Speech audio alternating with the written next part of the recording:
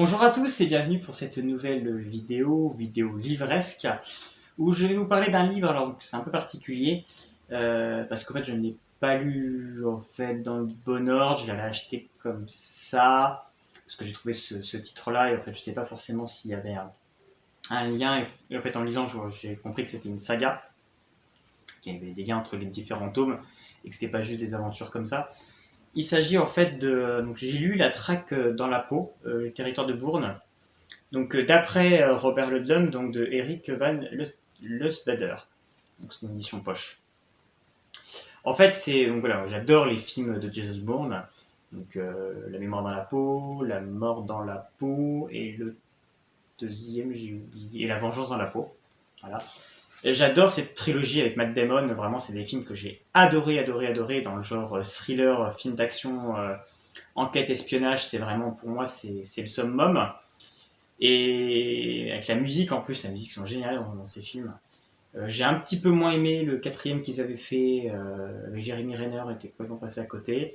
Et le retour de Matt Damon dans l'héritage, il me semble, si je ne me trompe pas, j'avais été en demi-teinte quand même sur ce film. Et la trilogie initiale, j'avais adoré. Et donc la trilogie initiale est tirée des romans de Robert Ludlum, du même nom. Et après, en fait, puisqu'il est décédé, Robert Ludlum, donc du coup, Eric Van Lusbader, suite sans doute au succès du film, a lancé une nouvelle saga avec le personnage de Jason Bourne, créé par Robert Ludlum. Et donc, en fait, j'avais trouvé ce tome, et en fait, il s'agit qu'en fait, ça doit être déjà le 6e tome de cette saga, et c'est vrai qu'en fait, il vaut mieux quand même lire dans l'ordre, je pense. Parce qu'en fait, on se trouve qu'on rencontre beaucoup de personnages qui finalement ont déjà rencontré Jason Bourne dans différentes aventures, et il y a quand même toute une mécanique qui s'est mise en place avec certaines organisations. Donc, voilà, je pense que c'est quand même mieux de le lire dans l'ordre. Mais j'avais envie de faire une petite vidéo quand même sur ce roman, vu que c'est le premier que je lis en fait sur le personnage de Jason Bourne. Donc ça change des lectures que je lis d'ordinaire, d'imaginaire, du fantastique, fantasy.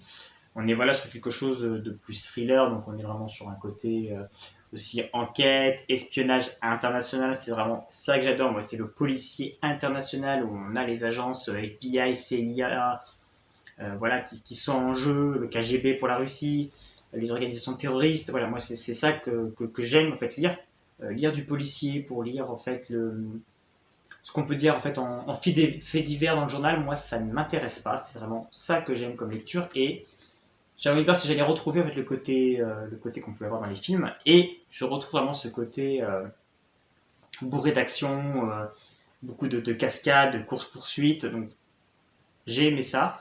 Il y a aussi également une histoire quand même très très complexe, comme dans les films d'ailleurs, très très complexe au niveau des personnages et voilà des organisations qui se mettent en place. Et finalement, on ne sait pas forcément le personnage si c'est un gentil ou un méchant. Donc ça, c'était quand même très intéressant. Euh, il m'a peut-être manqué quand même plus de place pour Jason Bourne finalement, un peu plus de présence pour ce personnage. J'ai trouvé un peu en retrait. Mais je me dis que c'est peut-être parce que justement, on n'est pas sur un premier tome, on est déjà sur le 6e tome, et que peut-être il a fait déjà le tour peut-être du personnage et que maintenant il voulait développer d'autres aspects. Donc c'est pour ça que ce serait plus intéressant que je lise le premier tome pour voir si Jason Bourne a un peu plus d'importance, où on retrouve vraiment un cœur, parce que c'est vrai qu'au début, on ne voyait pas beaucoup. En deuxième partie du livre, il a un peu plus de présence et c'est vrai que c'est un peu plus intéressant parce qu'on a quand même envie de lire, c'est pour quand même voir Jason Bourne et ce qu'il vit. Et ça manquait peut-être un petit peu de psychologie autour du personnage sur vraiment ce qu'il ressent. Il y en a un petit peu, mais j'en aurais voulu plus. Est-ce que c'est que ça manque ou est-ce que c'est qu'au bout d'un 6e tome, l'auteur veut développer d'autres aspects parce qu'il a déjà développé tous les aspects de Jason Bourne dans les autres tomes? Peut-être. Donc, je pense que j'achèterai le premier tome pour vraiment découvrir l'intégralité de cette saga. Parce qu'on est dans des lectures quand même qui changent et ça fait du bien de lire autre chose et c'est vraiment et j'ai du mal à trouver du policier qui me plaît.